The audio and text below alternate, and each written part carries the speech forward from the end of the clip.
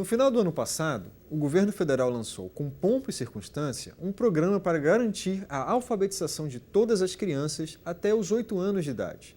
A iniciativa foi muito criticada por um grupo de educadores, que consideram que a meta do governo é muito pouco ousada. Eles argumentam que, em escolas particulares, os alunos já são alfabetizados aos 6 anos de idade. Passar a mensagem de que a alfabetização pode esperar até os 8 anos seria, para esses especialistas, um crime contra uma geração de crianças. Um dos críticos da alfabetização até 8 anos de idade é o professor João Batista Araújo de Oliveira, presidente do Instituto Alfibeto. Ele é mais um de nossos convidados do programa Entrevista, nessa série que debate os desafios de ensinar em suas múltiplas linguagens. Obrigado por aceitar nosso convite. Muito obrigado. O que está de errado em alfabetizar até os 8 anos de idade?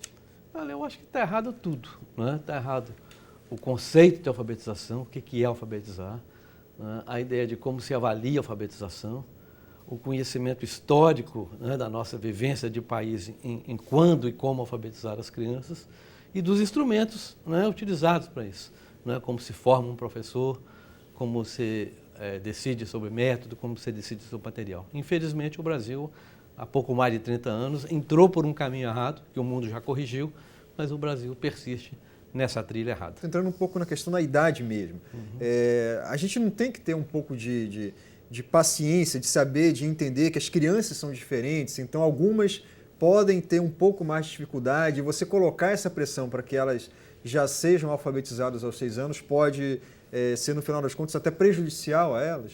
Olha, existem inúmeras formas de você agrupar as crianças para qualquer objetivo ou para a escola. Não é? Na história da educação se convencionou que a forma mais prática, não a melhor, mais prática é agrupar por idade. Então isso é fixo, isso é dado. Dado que isso é fixo, o segundo passo é o que nós vamos fazer com essas crianças dessa idade? Aí você tem um programa de ensino, que é algo que o Brasil se recusa a ter. Não é? É no programa de ensino que você define essas coisas, o que é razoável nesta série, nesse ano, nessa idade, se aprender. Não é? Quando nós examinamos a questão alfabetização, os conteúdos, as implicações que ela tem, não é muito razoável se esperar que uma criança domine, não é, o código alfabético aos 6 anos. Agora, para isso, se definir o que é isso, o que é alfabetizar, o que é esse programa de ensino. Obviamente, uma porcentagem das crianças em alfabetização, em linguagem, matemática e ciência sempre vai ter mais ou menos dificuldade. E aí depende da capacidade da escola, do sistema de reforço, do sistema de apoio, de complementar isso no tempo real ou escorar nos anos seguintes. Isso é inevitável, mas nós estamos falando aqui de uma minoria.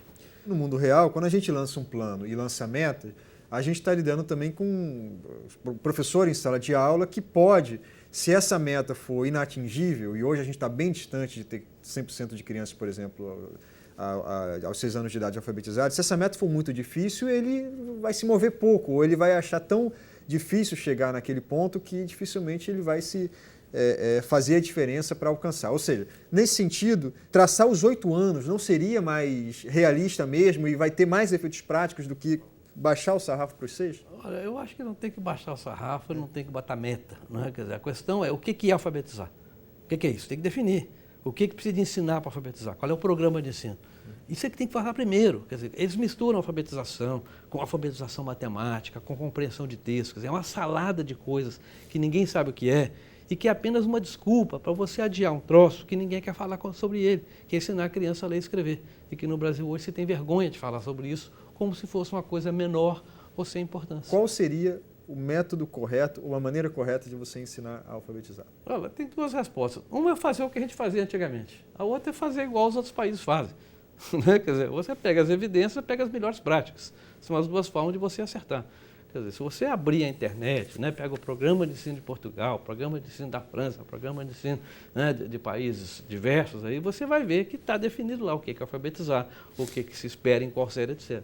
No caso específico da alfabetização, se nós a definimos corretamente, não é, você tem uma diferença, né, quando você for examinar conteúdos de países diferentes, da dificuldade da língua, da transcrição do código alfabético. Não há nenhuma razão no mundo, se você entender o que seja alfabetização, de não alfabetizar crianças aos 6 anos, porque ela está neurologicamente preparada para isso, não é? E durante o espaço de 1 ano, que é mais do que razoável para se fazer isso em uma escola razoável, com esses professores que estão aí, desde que tenha materiais, métodos e orientação adequada. Agora, antigamente, bem, a gente está falando aí, me corrija se eu estiver errado, das eram o que a gente chamava de cartilhas, um material mais muito criticado pelos educadores, por alguns educadores, claro, por ser artificial, digamos, não serem textos reais do cotidiano da criança, da família, de serem coisas muito artificiais, feitas só para ensinar a relação entre sons e palavras.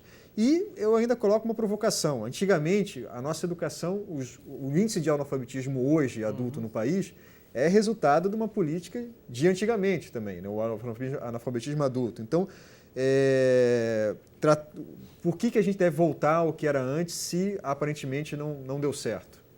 Não, quando eu falo voltar ao que era antes, né, quer dizer, você, quando tinha até a década de 60, 70, né, um sistema de escolas limitado, essas escolas tinham um programa de ensino claro, em que a criança podia aprender ou deixar de aprender. Mas a escola fazia o seu esforço, a diretoria ia lá, tomava o teste das crianças, tomava a leitura. Havia procedimentos, havia rotinas.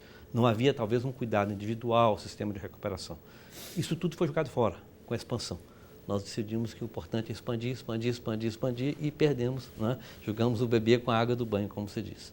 Né? O outro exemplo, né, do passado são as escolas particulares, né, que tem de todos os tipos, para rico, para pobre, né, grandes e pequenas, boas e ruins, e que tem nos seus programas de ensino a prática de ensinar.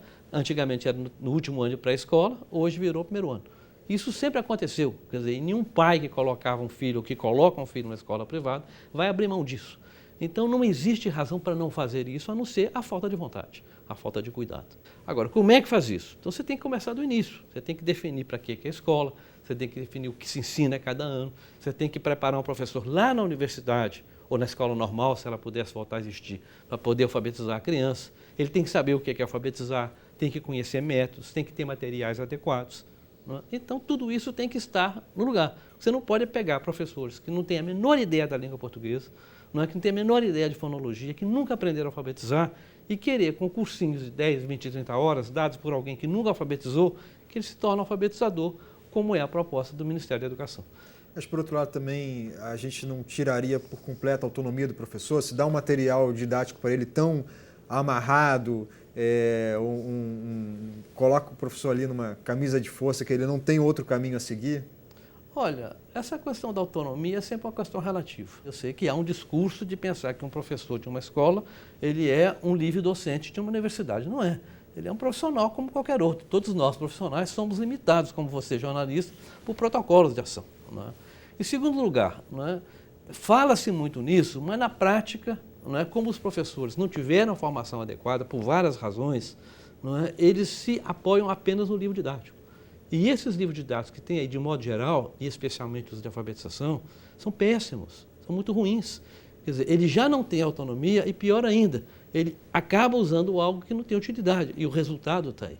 Não é? Para você ter uma ideia, em 2010, e este ano também, nós repetimos um teste muito simples de alfabetização para crianças do 2º ao 5º ano. O primeiro foi feito em 350 mil crianças e o segundo foi feito este ano em 3 capitais. Nós temos 90% dos alunos do 2º ano que não sabem fazer um ditado de palavras. 50% no 3º, 35% no 4º e 20% no 5º ano. Quer dizer, então é isso que é a situação que precisa ser mudada. Agora, não se muda isso com programas, se muda isso com instituições e com políticas de longo prazo. Por que os livros didáticos são tão ruins? Olha, porque eles são escolhidos por pessoas que têm uma visão ideológica da educação. Não são pessoas que usam as evidências científicas para poder tomar decisões.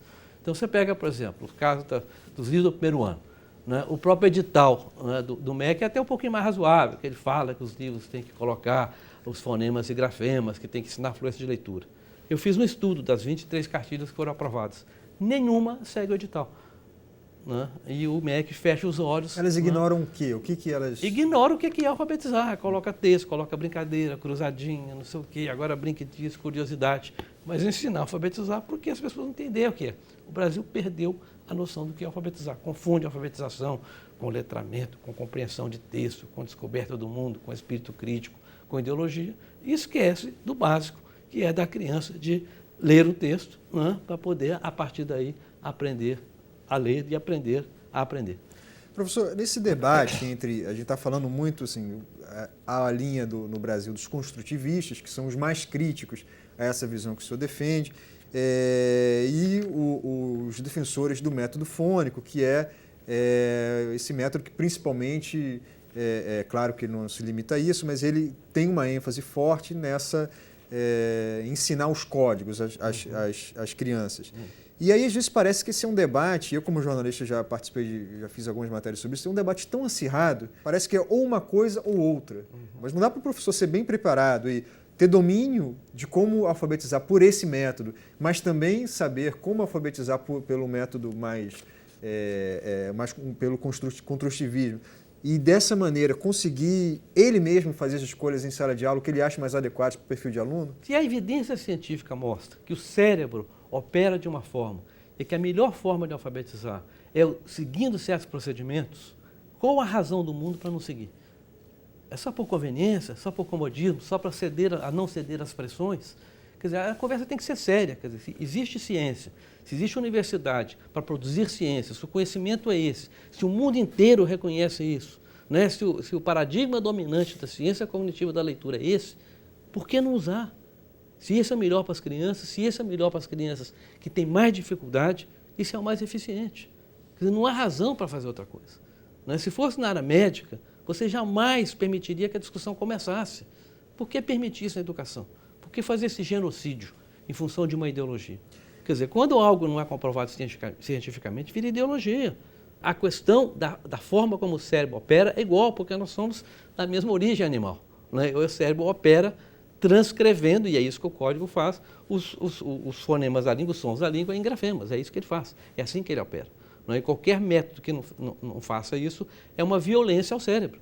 E é isso que esses métodos ineficientes propõem, fazem, e o resultado está aí. As decisões educacionais têm que ser feitas tendo em vista o bem do aluno. Qualquer outro critério é eticamente inaceitável. Agora, o que você tem que fazer é conversar com as pessoas, formar as pessoas, criar critérios para as conversas, mas não ceder porque uma corporação faz mais barulho do que outra. Agora, o Brasil tem 5.570 municípios. Ninguém faz certo? Quem está fazendo certo no país todo? Você tem alguns municípios, né, como um todo, que têm feito esforços muito fortes nessa área, né? Eu cito sempre o município de Sobral, que é um município onde eu trabalho há muitos anos e onde se trabalha a sério há muitos anos, em que há vários anos se alfabetizam todas as crianças, né, ou 90% e muito por cento das crianças, aos 6 anos, né, ao final do primeiro ano. Alguns outros municípios estão nessa direção, estão nesse caminho. Né? E em todas as avaliações feitas no Brasil até hoje, né, comparando seriamente as abordagens, né, aquelas que usam os métodos cientificamente preconizados têm tido resultados mais surpreendentes, mais positivos. E isso confirma, quer dizer, a questão da pesquisa, não é essa, a pesquisa é cumulativa, quer dizer, quando você tem evidências que se somam, não é, as coisas tendem a ficar mais robustas e o conhecimento tende a ir para esse lado. Então, nós temos no Brasil, sim, várias evidências de programas que funcionam, de métodos que funcionam e, na maioria dos casos, eles estão vinculados à psicologia cognitiva da leitura, aos conhecimentos mais avançados. A outra vantagem de você ter protocolos é que você pode reproduzir. Quer dizer, a pedagogia é isso, a didática é isso, em que você sistematiza formas de fazer. Hoje, felizmente, nós temos uma ciência que ajuda muito a desenvolver e basta o Brasil querer e as universidades lembrarem para que elas existem, que o Brasil vai avançar rapidamente nesta área. Professor, muito obrigado pela sua presença, obrigado a vocês que nos assistiram e até o próximo programa.